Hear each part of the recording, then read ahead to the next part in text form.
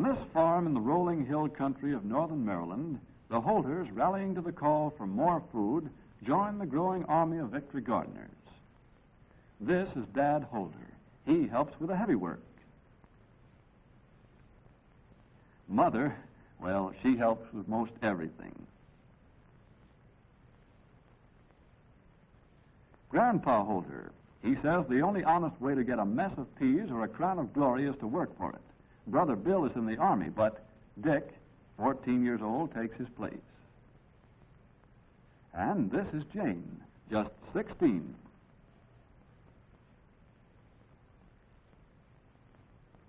Grandpa and Dad always kept garden plans in their heads, but Victory garden plans should be on paper. So, with the advice of the county home demonstration agent, they will study state and federal bulletins, which have been written to serve as guides in Victory gardens.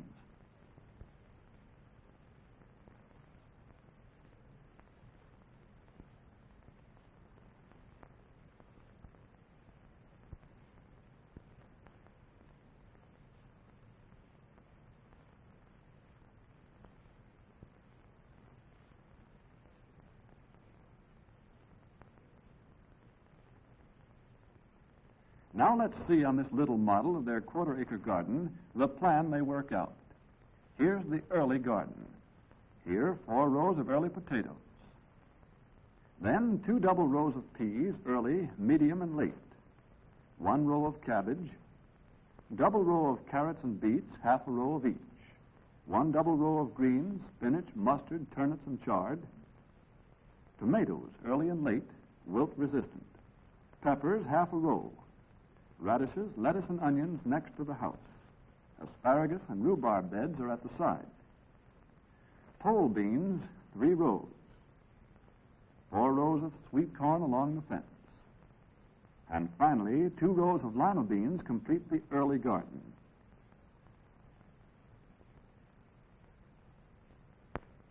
Now for the late garden. After each of the early crops is harvested, a planting of another crop is to be made so as to have a succession. For convenience of illustration, all early crops except tomatoes and chard are removed from the model. Here are the later crops. 4 rows of U.S. number 5 refugee beans, 2 rows of squash along the fence, 3 rows of late potatoes, late cabbage, carrots and beets, half double row of each, 3 rows of turnips, a row of spinach, kale and collards, half a row of each complete the late garden. Here they have a garden plan that will serve the family need this year. In succeeding years, they will want to rotate crops within the plot. Now for the real garden.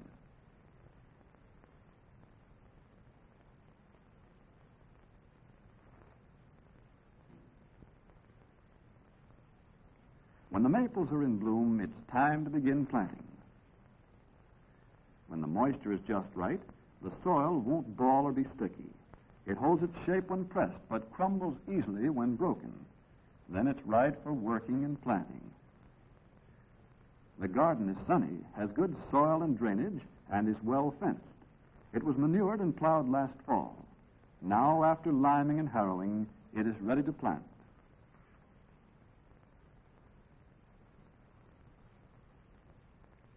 Grandpa knows how to cut seed potatoes. He makes good-sized, chunky pieces about the size of a hen's egg, each with at least 1 eye. Certified seed gives best results. Look for the blue tag. Potato rows are 3 feet apart, 4 inches deep. A complete commercial fertilizer like 5-10-5 is spread in the furrow and mixed with the soil before planting. The seed is dropped 1 piece to a hill, evenly spaced about 1 foot apart. Covering may be done with plow or with hoe.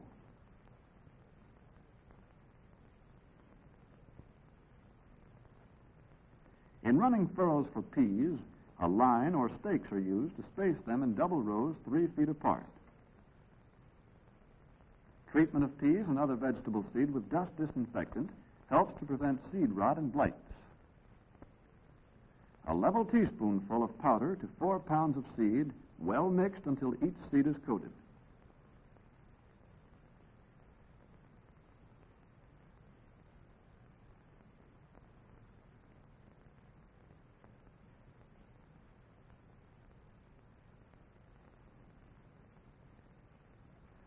Young cabbage and tomato plants are coming along well in the cold frame.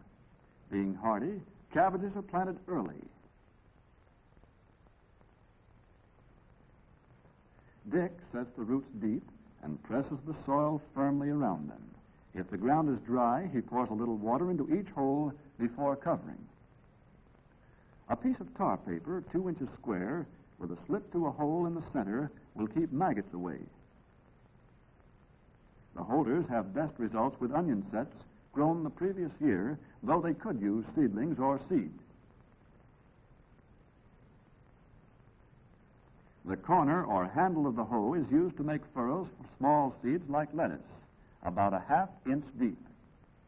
Jane shakes the seed out evenly, but not too thickly. Carrot seeds are also planted about a 1/2 inch deep. Beet seeds, larger, are planted 1 inch deep, 1 inch apart. Spinach seeds are planted like carrots. The young plants are thinned to 4 inches apart. The holders have selected vegetables that are grown easily, good yielders, rich in vitamins, and that can be canned or stored for winter use.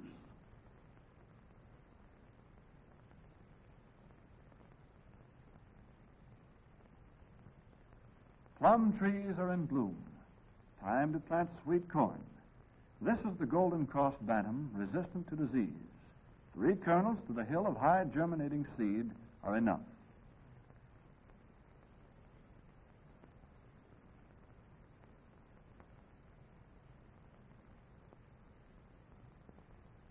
Almost summer now, and the garden is coming along. A garden that will furnish plenty of nutritious, vitamin-packed vegetables for the family table.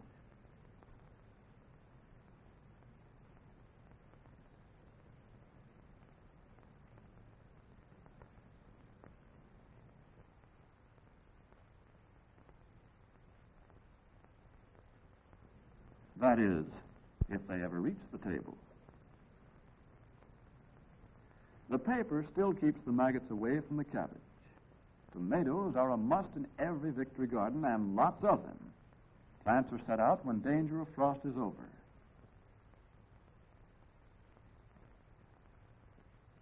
They are protected from cutworms by paper collars, fastened at the top with a paper clip or a pin.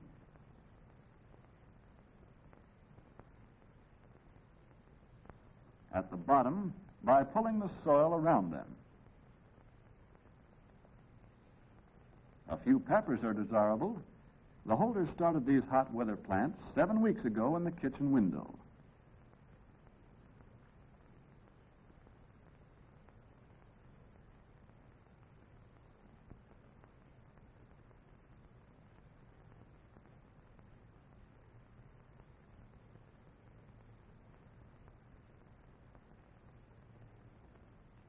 Lima beans are planted 2 to the hill, 1.5 inches deep. Pole limas and the large seeded bush type complete the early garden plantings. Some vegetables need thinning.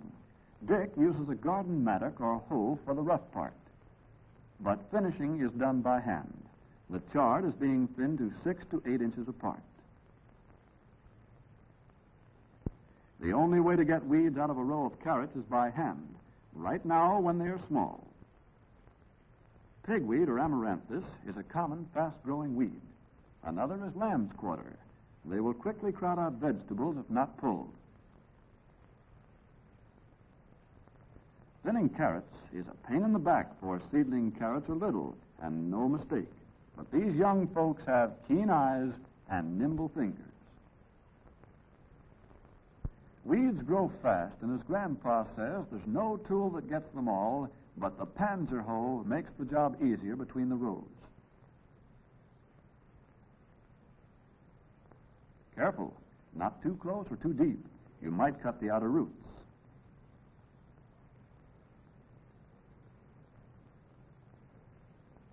A horse cultivator may do the job much faster.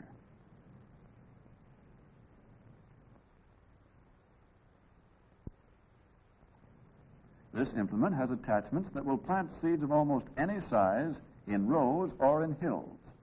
Now the pests begin to work. Smut, worm, beetle, blight, bugs, hoppers. Who said gardening was just pleasant exercise?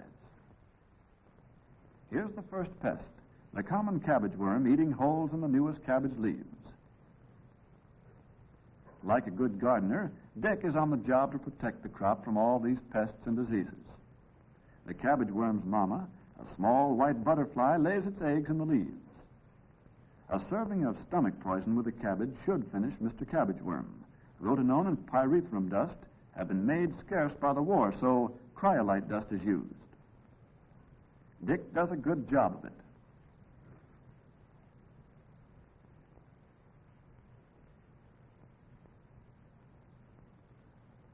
This cabbage is sick with the yellows or wilt. Once the fungus that causes wilt gets into the soil, it takes years to get rid of it. Next time, Dick will use wilt-resistant varieties like Jersey Queen, Marion Market, and Globe.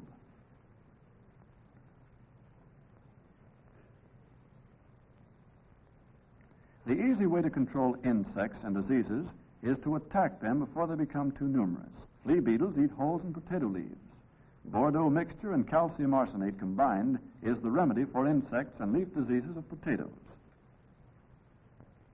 To make 2½ gallons of Bordeaux, Dick dissolves 3 ounces of powdered copper sulfate in water. Then he makes a thin paste of 3 ounces of hydrated lime and water. This is put into the pail, stirred, and the Bordeaux mixture is made. To this may be added 2 tablespoonfuls of calcium arsenate to kill potato bugs and other leaf-eating insects. Easy, isn't it?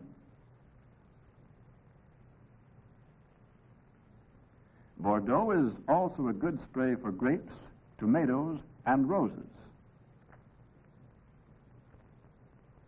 Dick sprays potatoes with Bordeaux about once every 2 weeks. Late potatoes need more sprayings than early ones. Now the peas are ready. Excellent source of vitamin C.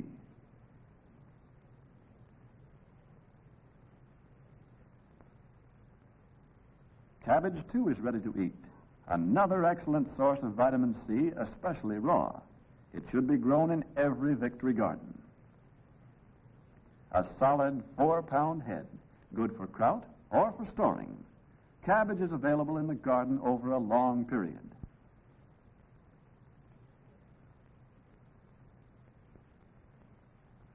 Carrots are rich in vitamin A, needed for night vision and building up resistance to disease.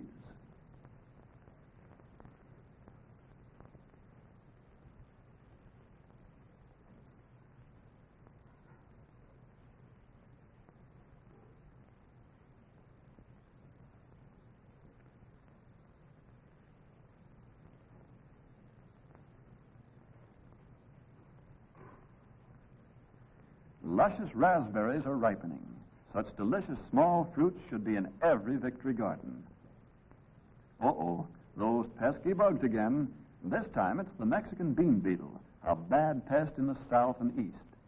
The young yellow beetles may strip a plant completely in a week or 2. A complete generation occurs in 35 days. Rotenone and cryolite dust is the remedy. Beetles feed on the undersides of the leaves, so Dick makes sure to reach them with the dust. One of the common causes of failure of lima and green and wax snap beans is bacterial blight. Leaves are blighted, pods and seeds are spotted. This disease is carried with the seed. Western-grown seed from reliable firms is recommended.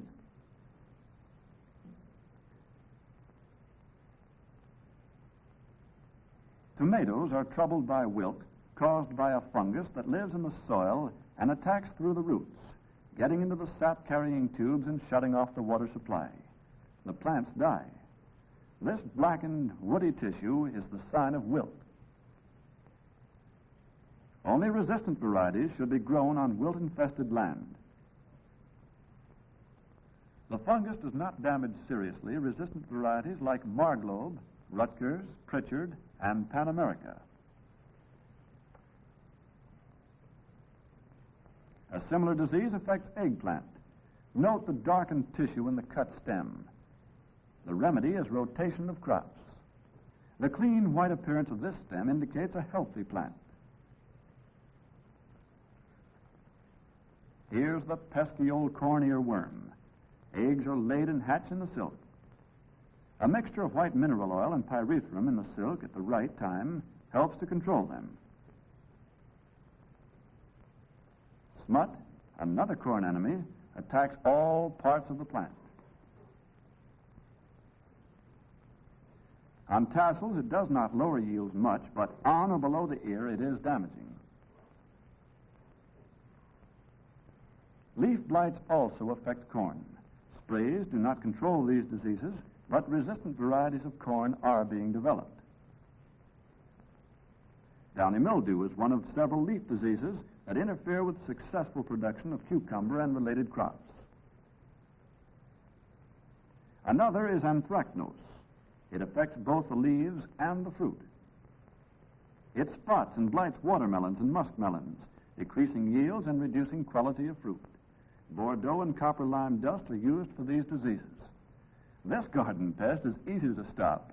Just keep the gate closed and the fence tight. No holes.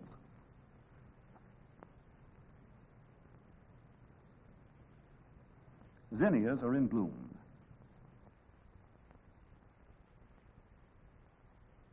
And the crops are beginning to roll out.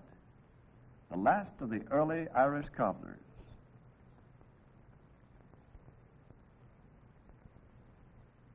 Certified seed help to make a good yield. Good quality, too, free from scab and uniform in shape.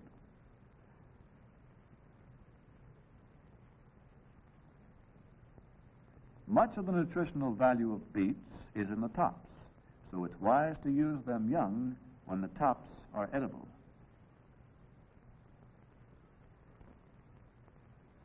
Perhaps the number one garden crops, they keep ripening over a long period and are an important source of vitamin C, which is often deficient in our diets. When properly cooked or canned, there is not much loss of this vitamin. Tomatoes are easily canned. 1 bushel will fill 12 quart jars. At least 20 quarts per person should be put up.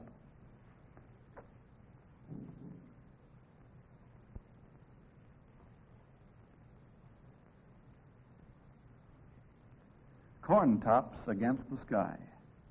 Yellow varieties of corn contain vitamin A. Both white and yellow contain small amounts of minerals and vitamins as well as starch and sugar.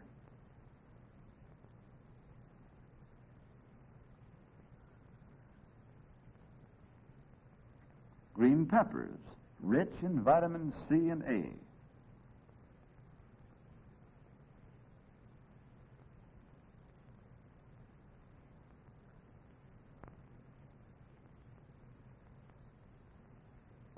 Pole beans to use, green, dried, or canned. And Swiss chard. Chard can be used throughout the summer. The Holder garden has plenty of such green leafy vegetables, turnip greens, mustard greens, spinach, and collards, all fine for fall and winter use.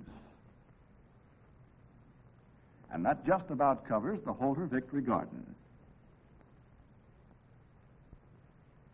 Just one of thousands of such farm gardens. Just a sample that you can match in most any community in America. Each a health insurance policy, a dooryard savings bank. Each a vitamin mine from which you can take stuff more precious than silver or gold.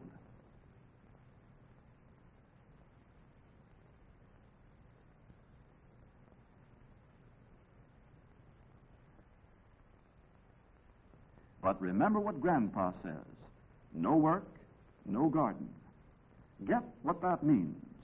No work, no spuds. No work, no turnip, no tank, no flying fortress, no victory. Bear that in mind, all you victory gardeners, and work for victory.